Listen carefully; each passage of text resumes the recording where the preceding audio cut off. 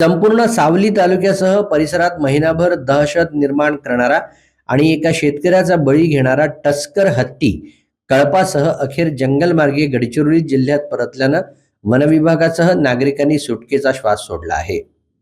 वनविभागाच्या माहितीनुसार 3 जुलै रोजी सायंकाळच्या सुमारास हा टस्कर हत्ती सामदा सोनापूर मार्गे जंगलातून गडचिरोली जिल्ह्याच्या हद्दीत परत गेला।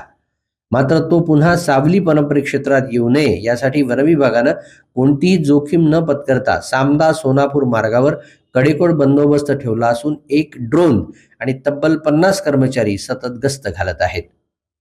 हत्तीचा कळप पाहण्यासाठी विविध गावांमध्ये नागरिकांनी मोठी गर्दी केल्यानं वनविभागासमोर आणखी मोठं आव्हान निर्माण झालं होतं। खरीप हंगाम सुरू झाल्यानं शेतकरी धान पेरणीच्या कामात व्यस्त झाले असताना हत्तीच्या धुमाकूळानं परिसरात भीतीचं वातावरण निर्माण झालं होतं। वनविभागाच्या सातत्यपूर्ण आणि नियोजनबद्ध प्रयत्नांना अखेर यश आलं असून हत्तीचा कळप आणि संबंधित टस्कर गडचिरोलीच्या जंगलात परतला आहे। मात्र संभाव्य धोका पूर्णपणे टळलेला नसल्यानं वनविभागानं सामदा सोनापूर मार्गावर विशेष गस्त सुरू ठेवली आहे।